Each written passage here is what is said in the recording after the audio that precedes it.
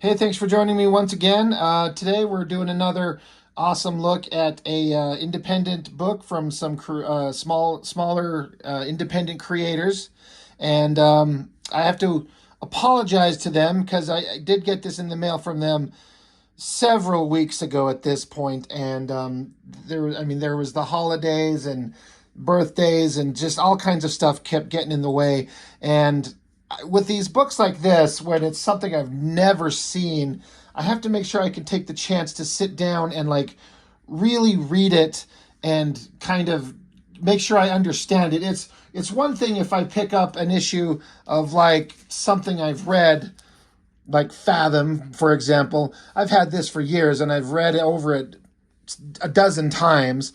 So I'm familiar with it, even if I haven't opened it up in years. I'm still, once I pop it open, I'm like, oh yeah, now I remember all of this. So, again, so to the creators, John Little and David Little, creators of Power 9, I do apologize for taking so long to get to it. It's just a lot of things in life just get in the way, and I do apologize. Thank you for sending this to me. It's a little bit more different size comic. I'm going to put like a regular size book next to it. I'll just lay it on top.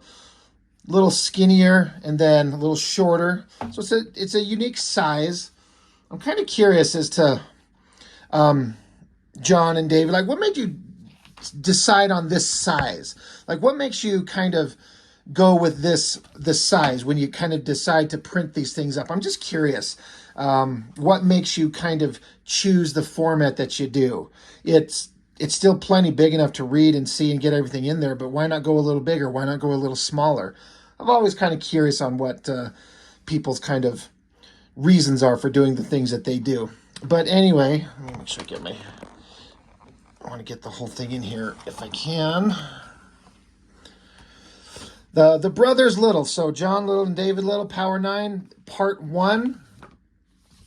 Right here, join their newsletter. There's the site right there that you can follow them on. It was a very interesting book because it's kind of hard to explain. It focuses a lot on this main guy, this character here. I'm just trying to see if you could see. He's this guy right here. But it's focusing on, to start, with these guys that play this like tabletop or this like card game. It's kind of, I guess, like Magic the Gathering. It's like that. Now, this is where I first ran into my first snag for me personally. I know nothing, and I mean absolutely zero. Absolutely nothing about games like this with cards that have different abilities, and however you get together in groups and you play this. I know nothing about it beyond that they exist. So I have no connection to that. So I can imagine that people who've played this has some kind of familiar things that will seem like you can kind of connect with. But for me, I'm like, all right, I don't know what this is beyond like its existence. I do have to also make sure I shout out that the artist,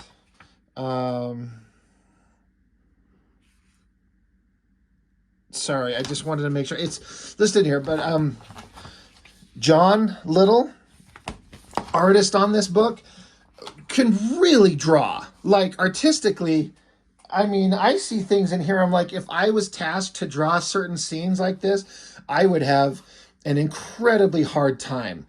Like, all these people in a room in perspective at the right proper heights. It's a trick. And then every one of these characters has a distinctive look. Like, they're all very distinct looking. Kind of weird faces and caricatures and hairstyles and clothing. A lot of us try to draw comic books and we just train ourselves to draw like superheroes in spandex tights in big muscular figures. And honestly, by comparison, that's the easy shit. Drawing stuff like this requires real talent and skill, a real kind of understanding of drawing and the craft, Like, I like, just from a drawing perspective, like all the back of these heads, the way this lighting and inking is going on these faces as this guy holds up this card. Really well done. So hats off to the artist on this book. So again, they're doing this thing with this card game, the White Lily, with an estimated value of 17,599. Um, do cards in that game get expensive like that? Or, I mean, are there ones that are that valuable? I don't know. I like the hand. Now, this main character that we focus on, there was also, speaking of interesting faces, like look at this character down here. A really kind of weird, kind of cartoony caricature face. But this guy, he's drawn with like these dot eyes and like essentially almost no nose. I mean, there isn't one drawn, but when you see him from the side, there's an indication. Now, again, this leads me back to, there's some kind of like, it looks familiar. Like I recognize this kind of rendering style, like the eyes with the dot eyes. It's like old. It reminds me of like older comic strips and newspapers, or maybe some stuff I know that I've seen, but I don't know anything like specifically how to, like, it's related to this or that. I know I've seen it, especially like the no nose thing, with the cartoony kind of look with the eyes, the simple line for the mouth. I wish I could think of what it kind of reminds me of. I'm sure somebody will see it and be like, "Oh, it looks like this," and I'll be like, "Oh, right, there you go." But it's really interesting way to have this main character that we're following with all these other guys surrounding him, like this old guy with the beard, this woman with a very interesting face, and all the other guys in here. It's they all have very distinctive designs, and that's another important thing. It's so easy to, as a superhero comic artist, you end up just drawing like the same face. You have one male face and you have one female face, and you just change the hair and the clothes. So to be able to make these characters look distinctively different, the one with the no nose thing, it kind of stands out. I mean, you definitely know who you're looking at. It's a very unique thing. It kind of stood out. Sometimes it kind of distracted me just a little bit, not having that nose in there. Not in a way that ruined anything. It's just, it stood out as so different from everybody else. So, John, I'm curious, John Little, what I would love to hear in the comments what kind of your mindset was when you started creating these designs and how you came to this. What is the style behind this that I see familiarity, but I can't place it, because I mean, I do a YouTube channel, obviously. I talk comics, but I by no means have ever said or implied or even pretend to think that I know everything. In fact, the more I learn, the more you know, the more you know you don't know. There's an entire world of this creative kind of art format that I know nothing about, and I make no bones about that. It's not anything I pretend to hide around, but I would like to know where you kind of got your inspiration for some of these things. And this guy is just kind of like a nervous guy. He's worried that he's talking like a weirdo, so he's having thoughts to himself about what can he do to interact with the people more. Now, I can relate to that, being like a shy, weird guy in a group of people where everyone just seems to just naturally kind of interact with each other. And boy, have I been there, where I'm just like, I want so damn bad to be able to act naturally around these people, and I just can't. So you sit here, you're thinking to himself, am I wearing the same shirt from this morning? Is that a stain from the lube? Okay. Oh crap, what if they smell the coconut? He's like, say something quick, or he's like, I gotta start interacting with these guys. So you can see here, he's got a big pile of these like raffle tickets, which, if you noticed back here on the other page, he's sitting with a mountain of them here. And so he's joking like, oh boy, howdy, looks like I bought enough tickets, right? And so these guys are not talking back to him. They're not. He doesn't seem to be having much success with his social interactions. But he says he nearly emptied his bank account to get these raffles tickets, because They're all after this special card.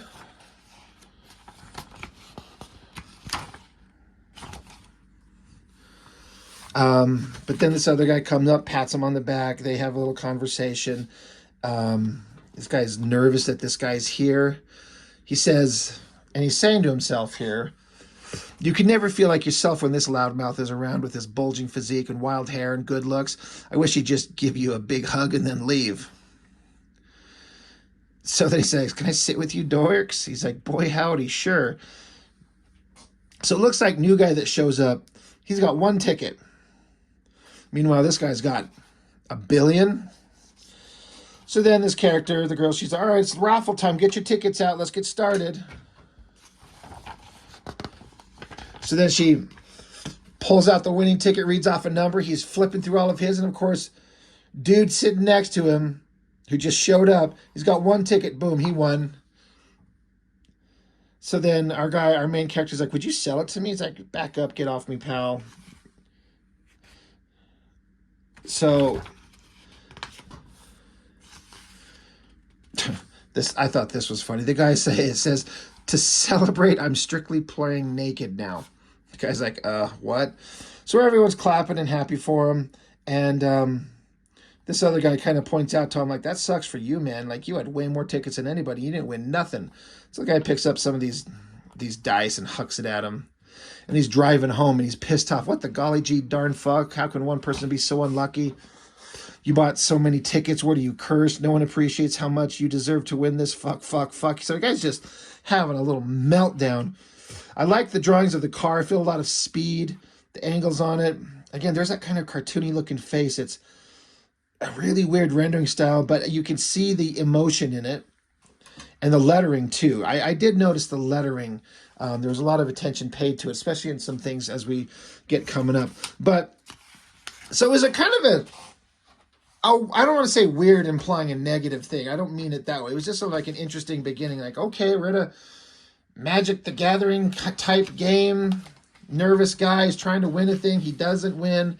He's a nervous wreck. He's neurotic a little bit. Driving home, having a little freak out. I really like the page turn, like, title page here. Like, there's like a subtle little glow in the middle. The Brothers Little Power 9. Yeah, story by David Little and John Little. Art and letters by John. So, I love this shot. I mean, there's some parts of it where if you're trying to look at it and nitpick it to death, like, it's kind of a rough drawing, but it doesn't matter because it tells the story at a glance. You get everything you need to know. Big city in the background, highways, the glowing lights, kind of the speed lines. Like, it reads perfectly. From like a comic book reading, almost cinematic kind of approach. I love the way the guy's in the car freaking out, and then boom, page turn, title spread here. Really well done.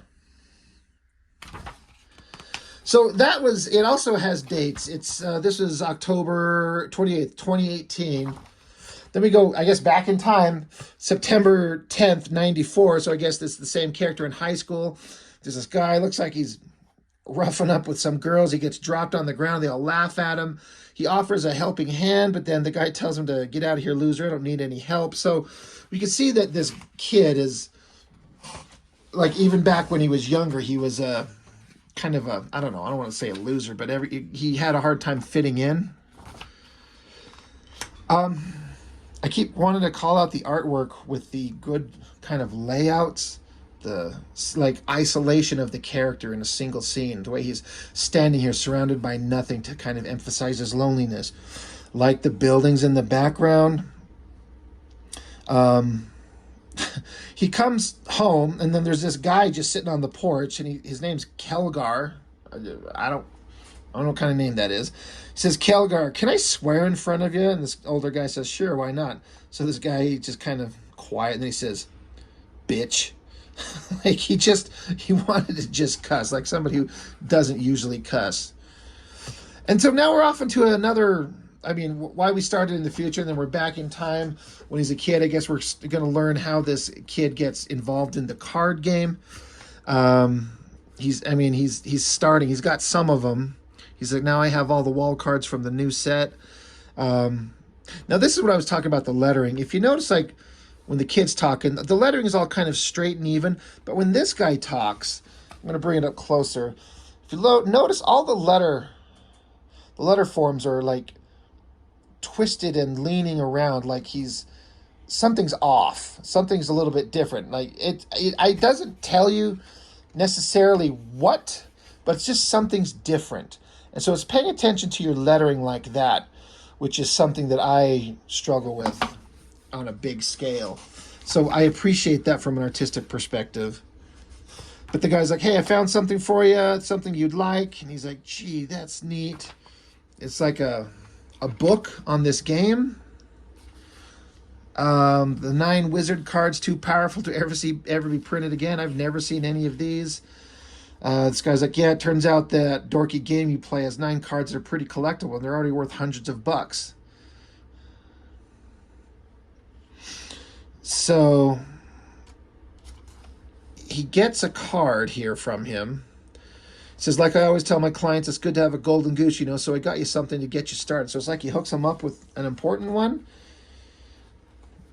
So they converse back and forth, and this older guy, he talks about he's got a collection of like Coke bottles, except it's Dolo Cola, but he's collecting all these different variations of bottles that were made at different times in history, which is something that people do. Like, you just somehow kind of get a fascination in something, and so you start collecting things, and if you're lucky, you kind of start scrounging around, and you come across things like, oh my god, this is like, no one knows the value of this thing, but I do. Anyway, so this kid has some kind of like friendship bond with this dude. And so the kid's taking off. The guy's like, all right, good. Can you also tell your mom I'm going to be a little late with rent again this month? The kid's like, sure thing. So then it goes on about how now we're, September of 94, is getting with some of his buddies, going over these cards. Again, because I don't know anything about this game. If there's some significance to the game and the playing, I can't tell you what it is. I have no idea. Because I don't know anything about it. It's really well drawn. Like, I imagine anybody who plays this game looks at these and they understand it, they get it, there's a connection to it. I don't understand it at all. But it just kind of progresses around in time through the years. We're up to 94, 95, 96, 7, 8, as they keep trying to playing these cards, collecting them, gathering them up.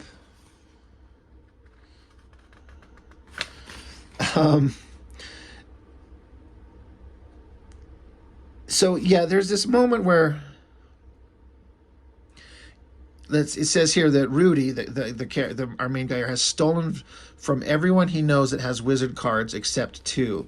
So he's been stealing cards. It's become kind of an addiction for him, or I don't know if an addiction is the right word, but here, January 1st of 99, Rudy places a photo on his bookshelf and vows never to steal from these guys. He sees the vow as a sacred act. He says, golly, now he's smoking. So it's almost like a Batman thing here, like making a vow, is what I kind of thought of. I don't know if that's intentional. I'm just reading into it too much. But now we're in June of 99. He's meeting up with this guy. This other guy's like, no way, I'm trading you my power. And so our character, he gets pissy and angry. And the other guy he's with says, yeah, you loser, are you deaf or something? So they end up in a fight. Our character tackles him. He's like stomping him on the ground. I really like this drawing of the tree. Now he says, now take you tradesies, and dumps a bunch of these cards onto him. That's a pretty awesome use of the splash page. I never thought I'd see a comic where a guy's dumping like card game onto another guy whose ass he just beat. And then it says here, it's here when Rudy first wonders if he's cursed. It's becoming increasingly difficult for him to find people to trade with. No matter what he does, the White Lily is out of his reach. So he's been trying to get this card, the one that we saw at the very beginning. He's been after this one, and so he's like getting older and more angry and violent as he progresses into the future on his quest to get this thing. So it says he buys one online in 2004, but the package never arrives and they refuse to give him a refund. But they show here visually how the mailman drops a package in the mailbox, and this girl's walking by, and as the mailman leaves, she just walks up, takes the thing, smacking her bubble gum, just happy as can be that she just stole someone's mail. Man, that shit would piss me off more than anything. If I ever found anybody doing that, I'd break their kneecaps. So we're into November of 2008. Another time he has a lead on one and is mugged at the ATM, so people beat the shit out of him. 2012, Rudy thinks he finally has it when he gets a call that the game machine has a white lily in stock. If it's too expensive, he's just thinking to himself, maybe I should pinch it. But when he gets there, the fucking place is on fire. These things happen, and they just keep happening. So this guy's got, in a weird way, over a card game, his life is spiraling, and he just can't have any luck to get this thing. It's almost like the universe is conspiring against him. Present day, somebody goes zipping around him on a motorcycle. Kind of got him worried. Kind of an interesting little, like, what's the meaning behind that? This is a pretty awesome, like, scenery shots here of these buildings. Then our guy, he comes up into this other building. And there's his friend, Calgar. And he's like, hey, man, how you doing? And they just chit-chatting. He's like, look, I failed again. I don't know. And he's like, oh, it's all right. You'll get him next time. He says, look, I've got something to take your mind off it. Come on in. You'll get a kick out of this. Come inside. He says, would you look at that? And there's a specific, very oddly shaped, different bottle than the rest of them. The guy's like, it took me 25 years, but there's over 100 years of Dolo Cola history here, kid. And he's got all these bottles he's collected over the years. One bottle from every year of production, and today I finally completed my collection with this beauty, dated 1915. They only made 500 of these for the Panama Pacific International Expo in San Francisco, California. San Francisco. He says, I called it my golden goose, right? But now that it's complete, I sort of regret wasting all this time. Maybe I should have settled down and married some old broad like your mom. So I thought that was an interesting kind of idea. This guy's been spending all this time trying to collect these bottles because it's something he's interested in, but he gets this one very unique one, the end of his collection, and he's like, now that I've done it, what the fuck was the point of all this? I guess is what he's trying to say. I mean, he says it directly. Sometimes I feel like there's more going on here than I kind of am understanding, that I'm following.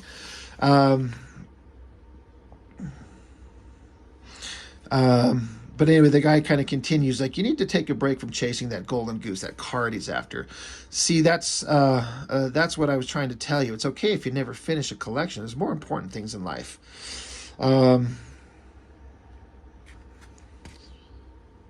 So he's like, anyway, go home, get some rest. Tell your mom I'm going to be late on rent this month. And he says, yeah, okay, no problem. So then, back in this guy's, I guess, his apartment, he's got figurines in a glass case. I was looking at these things, trying to decide if I could, if there were anything specific that I would recognize. It doesn't seem like it. The details are very small. I'm sure this is all drawn digitally, so you can get in there real tight and draw these really cool, tiny, detailed drawings. I can't make them. I was just curious. But he's back with his card game. I thought this was another great shot right here in the idea of, like, believable details in the background. Like, I struggle doing this. Like, you wouldn't think it would be hard. Just like, you gotta draw a couch and a table and just have it cluttered with all kinds of shit. Card games, soda cans, matches, brushes, scissors, paste, action figures. Just all kinds of random stuff to make it look like it lived in space. And then the story goes off into this whole other weird direction where the guy's in his bathroom and he's got this, like, fleshlight. You heard that right. With vampire teeth. So he washes it out and he's fantasizing about this dude he'd seen before, and he starts jerking himself off. Yes, that's right. And like he's even fantasizing, I guess, if he's fantasizing about this dude, he's like, God damn, Rudy, your collection is amazing. And I like the way your legs look in those shorts. So, I'm turning the page. I'm like, okay, I don't know where this is going. But the thing is, it's not working. He's tugging himself off, and he can't get it up. It's not working. He's like, I can't even get my dick hard. I'm such a loser. Throws the vampire fleshlight into the mirror and cracks it. Cut back over to his buddy, Kelgar, who then sits on a toilet, and there's a bomb strapped to it. I'm like, okay, cracked mirror. But then if you notice, I didn't notice the first time I flipped through this. I was going through it here the second time, and you notice, like, in the reflection of him, his ears are getting pointed, like a Vulcan or an elf or a monster or something. He's sitting here thinking to himself, God, heck's happened to you? It's like you're a freaking junkie. Kelgar is right. You got to quit collecting wizard cards. Who cares about the White Lily? Got to focus on... And he notices his reflection. His ears are getting pointy. Not in the real life. They're still round, but in the mirror, they're pointy. Cut back to the guy taking a shit, and there's a bomb on the toilet. Something goes tick, tick. There's an explosion. Various people, like a guy's carrying his dog. There's a woman, like people that live in this apartment complex. There's an announcement over, like, everyone evacuate the building. So the guy's taken off out. There's fire and smoke and everything. He sees the special bottle from his buddy's collection. He looks, open door, burning fire, and there's like this exploded, burned, dead corpse. Pretty fucked up. And I actually really like it. I love the drawing there. It's really good. This lady's covering her kid's eyes. This person's carrying a cat. The firemen show up. The kid kind of stops and looks at that bottle. He just looks up and he's smoking. The building's, on fire. The firemen are putting out. There's some random kind of strange guy on top of a nearby building watching through binoculars. And then continued in part 2.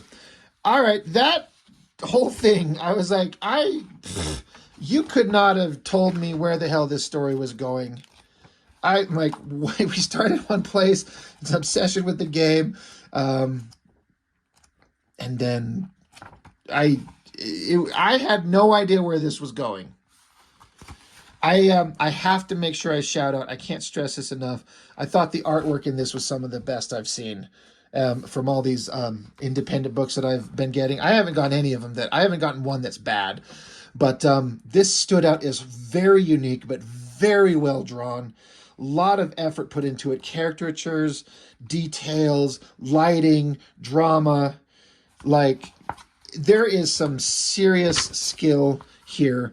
So John Little says, is a cartoonist, video game maker, and family man in Toronto. As a lifelong artist and storyteller, has led to an impressive body of work, ranging from classical painting to 3D animation to writing to illustrating. John is a creator of The Salesman, a graphic novel that presents scathing commentary on a culture of excess and consumption. Off the heels of working on the hit TV series The Expanse, John is busy illustrating and writing Power 9. So this is a guy who's, you wonder how and why the art's so damn good. Well, there's why. David Little is a writer and professional dog walker. That's awesome. Who can cook eggs properly. Nice. That's a big deal. It is. Dave mostly spends his days watching old cartoons and thinking about aliens. I like this guy already. Best known as the illustrator of Phoenix, the Dark Star, is a story of crazed love and adventure in the time of storybooks. Recently, David has written Power 9. So I love those little biographies. I think that's important. I like to know about the creatives. And interesting kind of back image there. And they did mention to me that you can go online and I guess they were saying that the beginning of the book, if I remember correctly, they were saying that they have the story start a little differently than in the printed book. So I'm going to put the links that I have for them in the description of the video. Go check them out. It's a very different, very unique kind of comic that is unlike anything I've ever read. But anytime I get anything that has good art, I am on board. Yeah, I'm sold. I feel like I can learn and absorb and want to push myself to be a better artist when I see other people doing really good work. And there's some really interesting stuff going on here. So again, I feel like I've said it at the beginning. I'm going to say it again. I'm sorry, guys, that this took me so long to get to it. I do apologize, but thank you for giving me the opportunity to check this out. It's a very, very unique little thing. Very cool. So I thank you very much for sending this to me. I appreciate it very much. So that's all I've got for now. So thank you everyone for watching, and I appreciate it, and I'll see you on the next one.